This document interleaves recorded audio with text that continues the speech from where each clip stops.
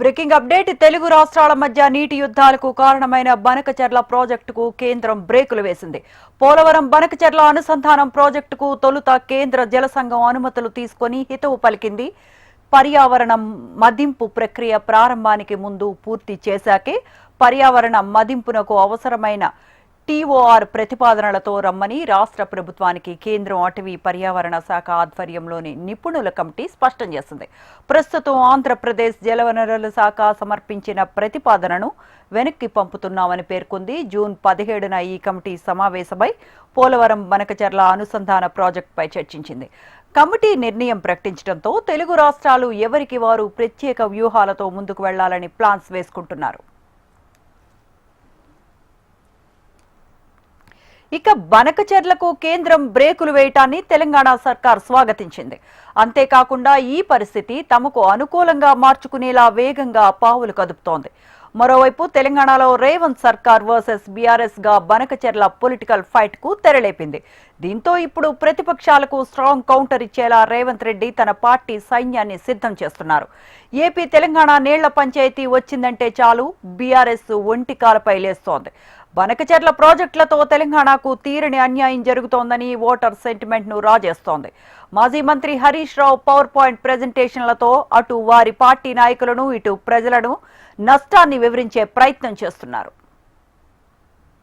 ఇక దీంతో ఏపీ తెలంగాణల మధ్య నెలకొన్న నీటి వివాదాలతో రేవంత్ సర్కార్ ను ప్రజల్లో కార్నర్ చేసే ప్రయత్నం చేస్తున్నారు బీఆర్ఎస్ నేతలు. దీంతో అలర్ట్ అయిన సీఎం రేవంత్ రెడ్డి దీనికి బ్రేకులు వేయాలని డిసైడ్ అయ్యారు. దానిలో భాగంగా తమ ఎమ్మెల్యేలు, ఎమ్మెల్సీలు, ఎంపీలు, ఇతర ప్రజాప్రతినిధులకు నీళ్ల వివాదాలపై అవగాహన కల్పించాలని నిర్ణయించారు. అందుకోసం ఇవాళ మధ్యాహ్నం ప్రజాభవన్లో సమావేశాన్ని ఏర్పాటు చేస్తున్నారు. ప్రజాభవన్ వేదికగా జరగనున్న మీటింగ్లో తమ పార్టీ ప్రజాప్రతినిధులకు నీళ్ల పంచాయతీలపై పవర్ పాయింట్ ప్రెజెంటేషన్ ద్వారా వివరించనున్నారు. రైట్, ఇదే అంశానికి సంబంధించిన మరిన్ని అప్డేట్స్ మా రీజనల్ కోఆర్డినేటర్ అశోక్ అందిస్తారు. అశోక్.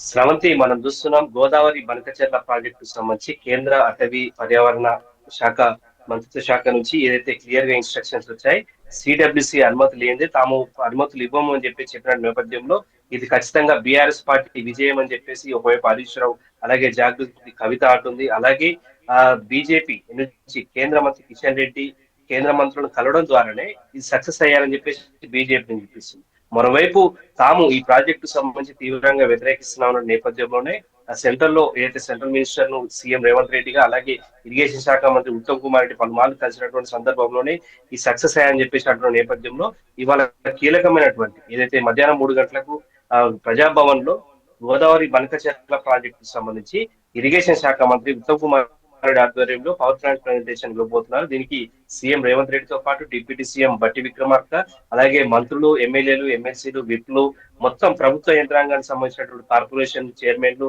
మిగతా విభాగాలకు సంబంధించిన వారంతా కూడా ఈ కార్యక్రమానికి హాజరవుతున్నారు.